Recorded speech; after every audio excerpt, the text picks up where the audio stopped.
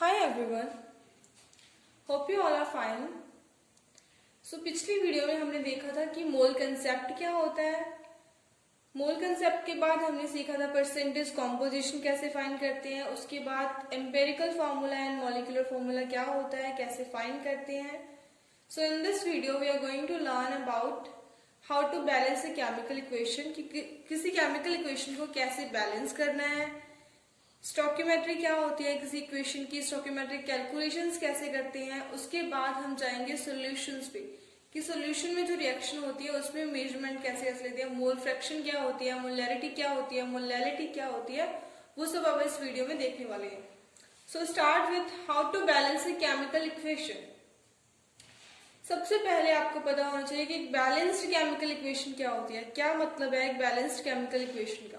According to law of conservation of mass, a balanced chemical equation क्या होना चाहिए एक बैलेंस्ड केमिकल इक्वेशन में?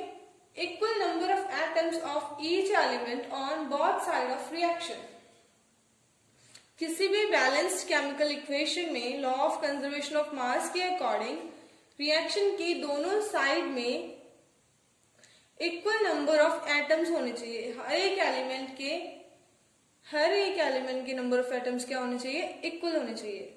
सो कुछ बैलेंस्ड, ये दो बैलेंस्ड इक्वेशन है, इनके एग्जांपल्स देखते हैं। First is 2 moles of magnesium plus 1 mole of oxygen give rise to 2 mole of magnesium oxide.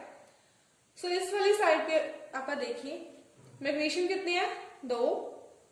Oxygen कितने हैं? ये भी 2 हैं। अब इस वाली साइड पे देखते हैं, Mg कितने हैं? ट्रू। ऑक्सीजन भी कितने हैं? True. Moving on to the next equation, 4 iron molecules plus 3 O2 give rise to 2 FeO3. इस साइड देखें तो आयरन कितने हैं? 4। ऑक्सीजन कितने हैं? 3 2 6। लेफ्ट साइड पे हो गया, लेफ्ट साइड पे। नेक्स्ट देखते हैं राइट साइड पे। यहां पे देखो कितने हैं? आयरन 2 Fe2 आएगा यहाँ पे, 2 Fe2। 2 2 4 iron, 3 2 6 oxygen. तो ये है आपकी बैलेंस्ड केमिकल इक्वेशन की बोथ साइड पे नंबर ऑफ एटम्स हर एक एलिमेंट की क्या होनी चाहिए? सेम होने चाहिए। तो उसी को अपन बोलते हैं balanced chemical equation. Okay students, तो अभी हमने देखी थी कुछ बैलेंस्ड इक्वेशन जो बैलेंस थी, जिनके दोनों साइड एटम्स क्या थे? सेम थे, इक्वल थे। अभी हमारे पास यहाँ पे क्या है? अनबैलेंस्ड इक्वेशन गिवन है। अनबैलेंस्ड इक्वेशन मींस कि बोथ साइड पे नंबर ऑफ एटम्स इक्वल नहीं है। इनको अपन बैलेंस करना है। कैसे करेंगे बैलेंस? इनका सिर्फ हिट एंड ट्रायल मेथड होता है कि वो देख करके देखते हैं कि कैसे बैलेंस होती है। सो ट्राई करते हैं फर्स्ट इक्वेशन से। P4 plus O2 give rise to P4 plus O10। अभी ये सिंबल जो है ये किस लिए होते हैं?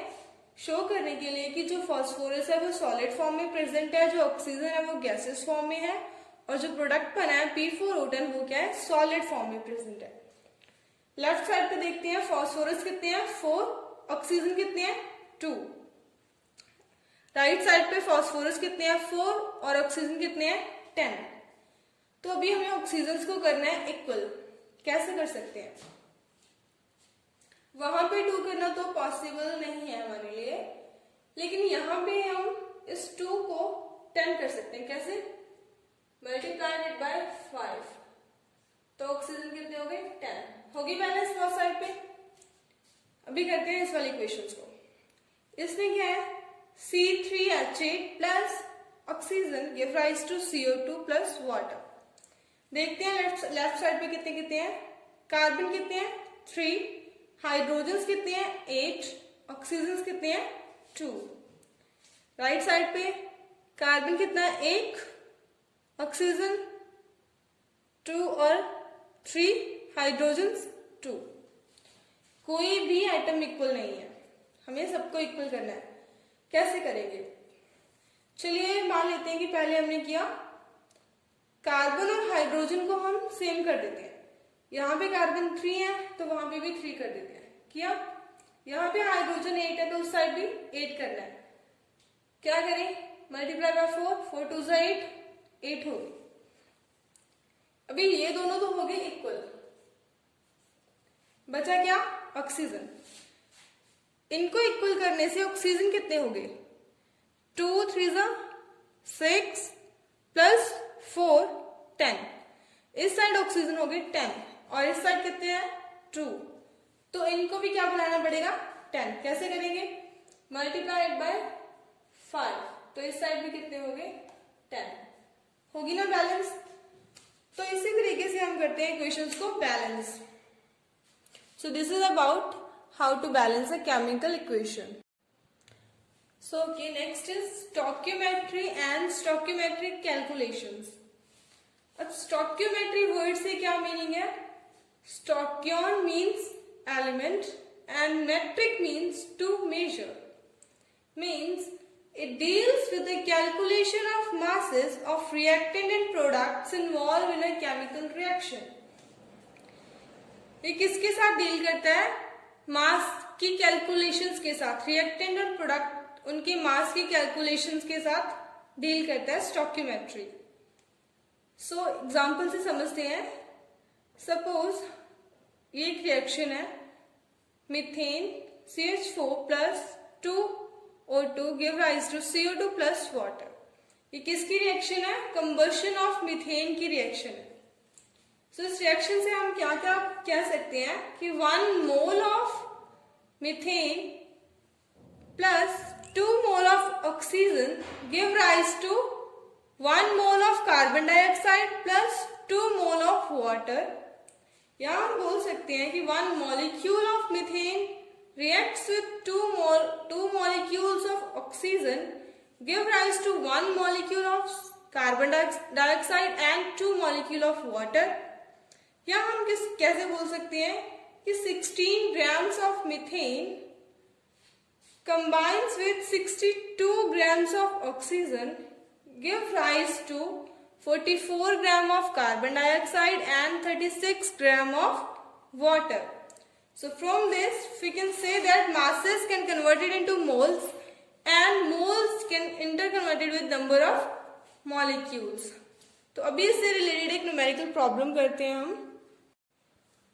ओके, स्टेटमेंट ट्रीट करते हैं पहले।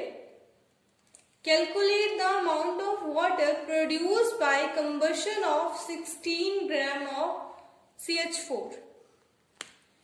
हमें क्या कैलकुलेट करना है, वाटर की अमाउंट कैलकुलेट करनी। वाटर क्या है, वन ऑफ द प्रोडक्ट, उसकी हमें अमाउंट पूछी गई है और एक रिएक्टेंट की अमाउंट हमें गिवन है कि जो मीथेन है वो कितना है 16 ग्राम। सबसे पहले हमें लिखनी होगी रिएक्शन की, कंबशन की रिएक्शन लिखनी है, मीथेन के कंबशन की लिख ली। उसके बाद हमें मीथेन का वेट दिया हो तो पहले हम मीथेन का मोलर मास निकालेंगे। 12 कार्बन का 12 प्लस 4 हाइड्रोजन है तो 4 इंटू 1 16 ग्राम, और क्वेश्चन में कितना गिवन है 16, means 16 gram equals to 1 mole of methane. इससे हम क्या कह सकते हैं कि 1 mole of methane give rise to 2 moles of water. Water के एक मोल का वेट कितना होता है, 2 इंटू 1 प्लस 16 18, तो 2 का कितना होगा 2 into 18 36 gram of water. So in this way we can calculate the amount of product or reactant if one is given. Next है limiting reagent। क्या होता है limiting reagent? If in a reaction one reactant is excess over the other, the reactant which present in lesser amount gets consumed after some time। कि अगर किसी reaction में एक reactant ज्यादा अमाउंट में प्रेजेंट है तो दूसरे वाला रिएक्टेंट जो कम अमाउंट में प्रेजेंट है वो क्या होगा, थोड़े टाइम के बाद कंज्यूम हो जाएगा, खत्म हो जाएगा। And after that no further reaction takes place, और उसके बाद फिर कोई रिएक्शन नहीं होगी क्योंकि एक रिएक्टेंट तो खत्म ही हो गया। What ever be the amount of other reactant present, तो जो लेसर अमाउंट में प्रेजेंट था उस रिएक्टेंट के कंज्यूम होने के बाद फर्दर कोई रिएक्शन नहीं होगी, चाहे दूसरे वाले रिएक्टेंट की अमाउंट कितनी भी क्यों ना हो। Hence the reactant which gets consumed limits the amount of product formed। इससे मैं बोल सकते हैं कि वो वाला रिएक्टेंट जो कंज्यूम हो जाता है वो क्या करता है, लिमिट करता है amount of product form, product के बनने को लिमिट करता है, रोकता है, and therefore called limiting reagent. So उस लेसर वाले रिएजेंट को क्या बोलेंगे, लिमिटिंग रिएजेंट बोलेंगे। इसको रियल लाइफ एग्जांपल से समझते हैं। फॉर एग्जांपल कार मैन्युफैक्चरिंग, ये समझने के लिए ये रिएक्शंस वाला नहीं है। कार मैन्युफैक्चरिंग में क्या होता है, लेट्स सपोज कि कार के जो सभी पार्ट्स हैं वो एक्सेस में बन रहे हैं, सारे parts except one part, steering. Car का जो स्टीयरिंग है ना वो कम अमाउंट में बन रहा है, सारे पार्ट तो बहुत फास्ट फास्ट बन रहे हैं, कार के सारे पार्ट वो अरेंज भी हो रहे हैं, लेकिन क्या बिना स्टीयरिंग के कार बनाई जा सकती है? कभी भी नहीं, चलेगी नहीं कार। तो स्टीयरिंग इसमें क्या है, लिमिटिंग रिएजेंट है। सिमिलरली केमिकल रिएक्शंस में होता है कि कुछ एक रिएक्टेंट होता है वो ज्यादा अमाउंट में होता है और एक कम अमाउंट में होता है। तो जो कम अमाउंट में होता है वो क्या होता है, लिमिटिंग रिएजेंट, कि उसके बिना रिएक्शन नहीं हो सकती। So this is all about limiting reagent. So okay, now reactions in solutions. As we all know कि लैब्स में जो जनरल रिएक्शंस होती हैं सारी मोस्टली किस में होती हैं, सॉल्यूशंस में होती हैं। तो किसी सब्सटेंस की अमाउंट को जब वो सॉल्यूशन में प्रेजेंट होती है तो वह कैसे एक्सप्रेस करते हैं, बेसिकली उसी के बारे में हम पढ़ने वाले हैं। The concentration of a solution और the amount of a substance present in given volume can be expressed in any of the following ways. तो किसी सॉल्यूशन की कंसेंट्रेशन को एक्सप्रेस करना हो या किसी सॉल्यूशन में कितना सब्सटेंस प्रेजेंट है, कितनी अमाउंट प्रेजेंट है सब्सटेंस की, उसे एक्सप्रेस करना हो तो अपन किन किन वेज में कर सकते हैं। या तो हम उसका मास परसेंट और वेट परसेंट, या मोल फ्रैक्शन से, या मोलैरिटी से हम उनको एक्सप्रेस कर सकते हैं। So let's start with the mass percent. Mass percent calculate करने का हमारे पास फॉर्मूला होता है mass of solute divide by mass of solution into 100। Solute क्या होता है, किसी भी सोल्यूशन में दो कंपोनेंट्स होते हैं, one is solvent and one is solute. So जो कंपोनेंट लेसर अमाउंट में प्रेजेंट होता है वो होता है सोल्यूट, और जो कंपोनेंट ज्यादा अमाउंट में प्रेजेंट होता है सोल्यूशन में वो होता है सॉल्वेंट। लेकिन यहाँ पे हम बात कर रहे हैं सिर्फ सोल्यूट की, सॉल्वेंट की बात नहीं कर रहे हैं। सो देखते हैं numerical problem. Solution is prepared by adding 2 gram of substance A. किसी सोल्यूशन में कोई ए सब्सटेंस डाला गया है 2 gram and 18 gram of water, और उसी में क्या है 18 ग्राम ऑफ वाटर है। इन दोनों को मिला के एक सोल्यूशन बनाया गया है। Calculate the mass percent of solute. तो हमें किसकी कैलकुलेट करनी है मास परसेंट, सोल्यूट की, मींस ए की। सो क्या फॉर्मूला होता है, mass of solute mass of A divide by mass of solution. Solution में दोनों का मास ऐड करके लिखना है, ए प्लस वाटर, क्योंकि दोनों से मिलकर ही सोल्यूशन बनाया ना, इनटू 100। तो कितनी आ जाएगी कैलकुलेट करने के बाद, 10%। So in this way we can calculate mass percent. So next है मोल फ्रैक्शन। मोल फ्रैक्शन क्या होती है, it is the ratio of number of moles of a particular component to the total number of moles in a solution. ये ratio है एक particular component के number of moles से total solution के number of moles का। Suppose if we have a substance A is dissolved in substance be having number of moles Na and Nb respectively, तो उनकी mole fraction कैसे लिख सकते हैं। Firstly mole fraction of A, number of moles of A to the total number of moles of solution means Na plus Nb.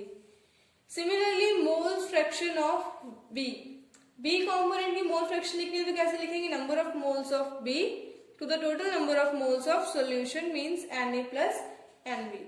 So this is mole fraction. So next is molarity. Molarity is the most widely used unit in chemistry. Chemistry में जब भी अपन solution की बात करते हैं तो mainly molarity की बात करते हैं। So molarity होती क्या है? It is defined as number of moles of solute present in 1 liter of solution. Means 1 litre solution में कितने नंबर ऑफ मोल्स सोल्यूट के प्रेजेंट हैं, that is its molarity. Concentration ही होती है बेसिकली ये। सो फॉर्मूला क्या होता है मोलैरिटी कैलकुलेट करने का? Molarity which is denoted by capital M equals to number of moles of solute to the total volume of solution in 1 liter. Suppose we have 1 molar solution, C is NaOH. हमारे पास क्या है? NaOH का 1 molar solution है, 1 litre solution है, and we have to prepare 0.2 molar solution from it. हमें उससे क्या बनाना है? हमें बोला गया कि आपके पास ये 1 molar solution है NaOH का, आप उसको 0.2 मोलर सोल्यूशन बनाओ। इस सोल्यूशन को यूज करके कैसे बनाओगे? सो उसके लिए हम एक इक्वेशन यूज करते हैं, that is M1V1 equals to M2V2। हमें पता है कि सोल्यूशन मोलैरिटी क्या होती है? ये क्या होगा? 0.2 इन 1 लीटर, इतना ही होगा ना। सो M1 कितना दे रखा है? 0.2, 1 लीटर इक्वल्स टू 1000 ml, तो इंटू 1000। M2 क्या है? 1 मोलर। सो 1 मोलर का कितना वॉल्यूम हम यूज करें 0.2 बनाने के लिए, वो हमें निकालना है, दैट इज V2।